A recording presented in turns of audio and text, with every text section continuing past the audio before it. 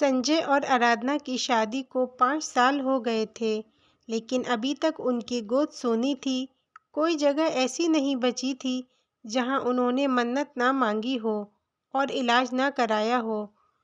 जो जैसे बताते बेचारे वैसे ही करते। आखिर एक दिन उनकी मुराद पूरी हुई। आराधना प्रेग्नेंट हो गई। वो अपना बहुत ख्याल रखती थी। वो आराधना जो औलाद के लिए पागल सी हो गई थी, जो खाना पीना भूल गई थी, आज हर समय खाना पीने का ख्याल रखती थी। फल भी समय पर खाती थी।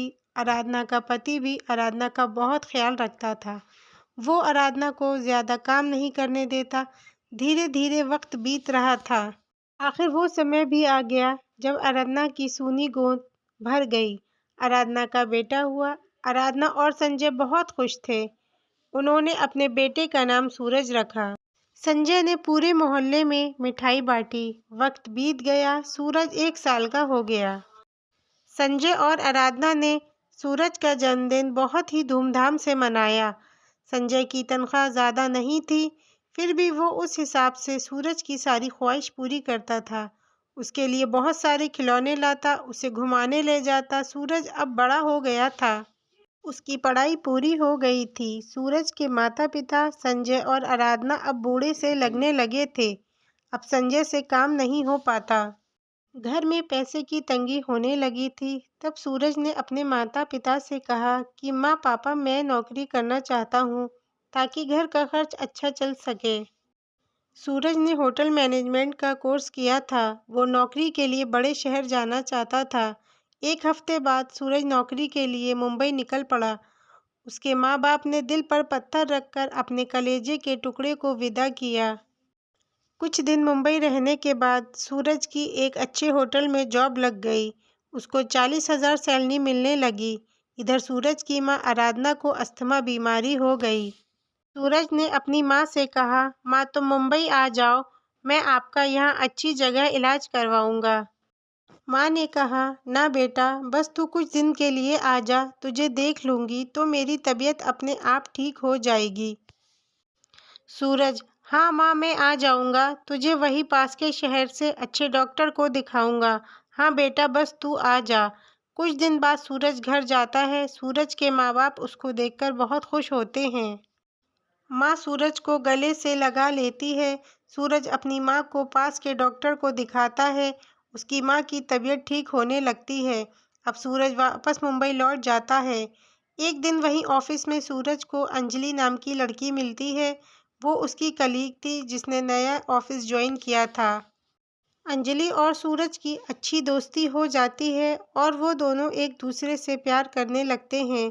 अंजलि और सूरज शादी करने वाले होते हैं। सूरज अंजलि से कहता है कि मैं अपने माता पिता को बता दूं। अंजलि कहती है, कोई ज़रूरत नहीं है। जब मैं लड़की होकर नहीं बता रही तो तुम क्यों बता रहे हो? शादी हो जाए फिर बता देना। अंजलि और सूरज शादी के बंधन में बंध जाते हैं।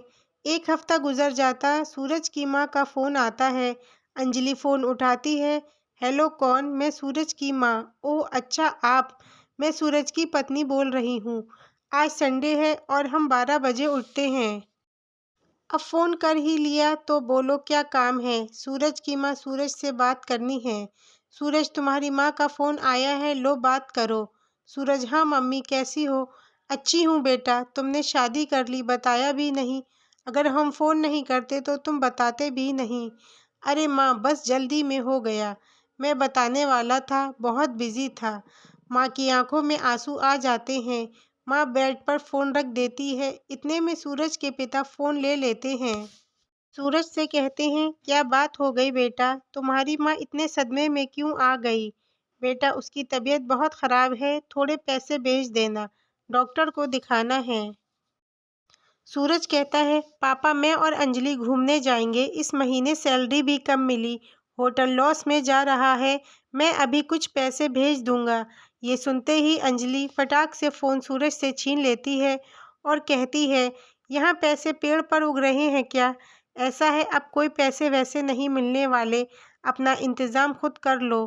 कहकर अंजलि फ़ोन काट देती है। सूरज के पिता, कौन? आप कौन बोल रही हैं? आराधना संजय को सब बताती है। दोनों बहुत रोते हैं।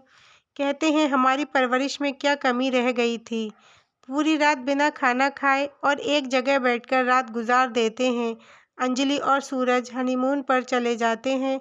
इधर उनके माँ बाप सदमे से नहीं निकल पाते। अब सूरज ना ही अपने माँ बाप का फ़ोन उठाता और ना ही अब उन्हें फ़ोन करता। अंजलि और सूरज की शादी को 5 साल गुजर जाते हैं। उनके 2 बच्चे होते हैं, एक बेटा और एक बेटी। अंजलि और सूरज की वजह से होटल में आग लग जाती है। दोनों को होटल से निकाल दिया जाता है और कहीं भी जॉब ना लगने का नोटिस मिल जाता है। दोनों बहुत परेशान होते हैं। उनके घर में तंगी आ जाती है। अब अंजलि और सूरज अपना होटल खोलने की तैयारी कर रहे हैं, लेकिन उनके पास इतना पैसा नहीं होता। वो सीधे अपने गांव अपने माँ बाप के पास चले जाते हैं। जीन्स पहनने वाली अंजलि आज साड़ी में सर पे पल्ला रखकर अपने ससुराल जाती है।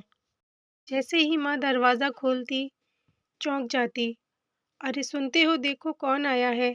संजय चश्मा लगाकर दरवाजे की तरफ जाते हैं। कौन है भाई?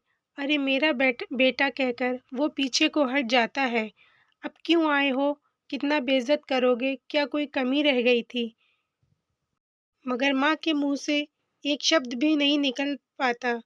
वो अपने बेटे को निहार रही होती है। बस उसकी आंखों से लगातार आंसू बह रहे होते हैं।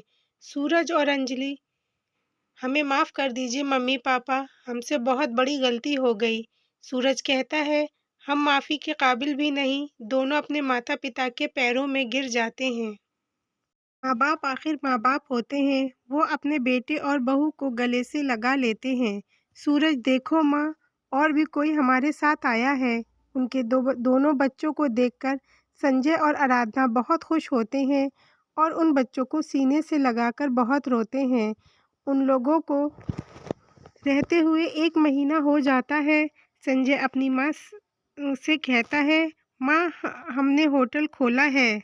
जॉब में छुट्टी नहीं मिल पाती थी, अब अपना काम है, आराम से छुट्टी भी ले लेते हैं।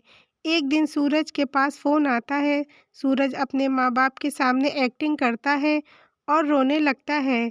सूरज के माता पिता, अरे बेटा क्या हुआ? माँ, बाबूजी, मुझे जाना होगा, हमारे होटल में आग लग गई है। सब बर्बाद हो गया। संजय की माँ, सब ठीक हो जाएगा, परेशान मत हो बेटा। संजय चला जाता है। कुछ दिन बाद लौटकर आता है। माँ, हमारा होटल पूरा जल गया। 25-30 लाख रुपए लगेंगे संभालने में। अब पता नहीं क्या होगा। सब बर्बाद हो गया। इतना पैसा कहाँ से लाएंगे हम? हम बर्बाद हो गए पापा, कुछ नहीं बचा। संजय के पापा, कुछ नहीं होगा, हम हैं ना तेरे साथ। हमारी 5 बीघा जो ज़मीन है, हम वो बेच देंगे। अरे नहीं पापा, अब मैं आपको और नहीं सताऊंगा।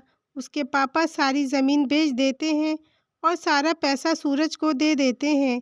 सूरज पैसा लेकर और बीवी को लेकर चला जाता है। वो होटल बनवाता है। होटल में नौकर और कोई कुक नहीं मिल रहा था और जो भी मिल रहा था बहुत ज़्यादा पैसे मांग रहे थे। अंजलि ने कहा कि तुम अपनी माँ को बुला लो, वो बहुत अच्छा खाना बनाती हैं। अंजलि और सूरज ने माँ को फ़ोन किया और उनसे, माँ पापा तुम कहाँ? अकेले रहते हो? यहाँ आ जाओ। गांव का घर बेचकर बेटे के प्यार में अंधे माँ बाप ने ऐसा ही किया और वो मुंबई रवाना हो गए। कुछ दिन रहने के बाद एक दिन सूरज ने माँ से कहा कि माँ, आप बहुत अच्छा खाना बनाती हो, आज होटल के लिए खाना आप बनाओ। माँ ने छोले भटूरे बनाए, सबको बहुत पसंद आए। धीरे धीरे वक्त बीत रहा था। वो वो बेटे बहू का रवैया बदला बदला सा लगने लगा। वो रोज़ माँ से खाना बनवाने लगा।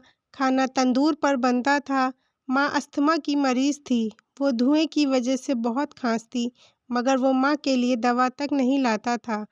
बाप से घर के सारे काम झाड़ू पोछा करवाते थे। माँ बाप बहुत रोते थे। एक दिन खांसते खांसते माँ दुनिया से विदा हो गई। अब बाप पर काम के साथ साथ जुल्म भी होने लगा। ये कहानी नहीं है, ये एक सच्ची घटना है जिसके नाम बदल दिए गए हैं। आप लोग बताओ, ऐसे लोगों के साथ क्या किया जाना चाहिए? आप लोग कमेंट करके ज़रूर बताएं।